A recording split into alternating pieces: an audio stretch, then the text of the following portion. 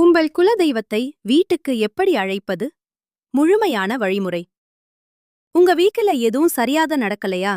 எப்பவும் ஒரு தடைகள், மன அழுத்தம், நிம்மதி இல்லாம இருக்கிறீங்களா? இதுக்கு காரணம் என்ன தெரியுமா? நம்ம குலதெய்வம் நம்மோட இல்லாததுதான்.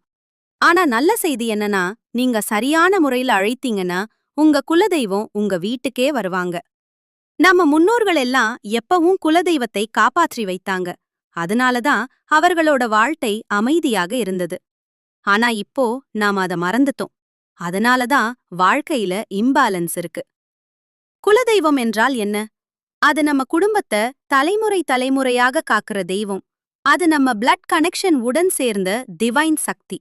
அது நம்ம பிரச்சனைகளுக்கு ஃபாஸ்டஸ்ட் சொல்யூஷன் தரும் தெய்வம். நீங்க எந்த பெரிய தெய்வத்தையும் வணங்கலாம்.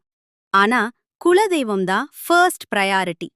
முதலாவது முக்கியமான ஸ்டெப் என்னன்னா, உங்க குலதெய்வம் யாருன்னு தெரிஞ்சுக்கணும். தாத்தா, பாட்டி, பெரியவர்கள் கிட்ட கேளுங்க. தெரிஞ்சிக்க முடியலனா ஃபேமிலி டெம்பிள் எங்க இருக்குன்னு கண்டுபிடிங்க. இது ரொம்ப முக்கியம். அடுத்து என்ன செய்யணும்னா, செவ்வாய் அல்லது வெள்ளி நாள் தேர்வு பண்ணுங்க. காலை நேரம் அல்லது மாலை நேரம் பெஸ்ட். அந்த நாள் வீட்ட முழுக்க சுத்தம் பண்ணுங்க. அதுவே பாசிட்டிவ் எனர்ஜியை வரவழைக்கும். இப்போ பூஜை இடம் எப்படி அமைக்கணும்? ஒரு சுத்தமான இடம் தேர்வு பண்ணுங்க. ஒரு தீபம் ஏற்றுங்க. மஞ்சள், குங்குமம் வைங்க. மலர் வைங்க. சாமி படம் அல்லது கற்பனை பண்ணிக்கலாம். இந்த செட்டப் சிம்பிளானதுதான், ஆனா பவர்ஃபுல்.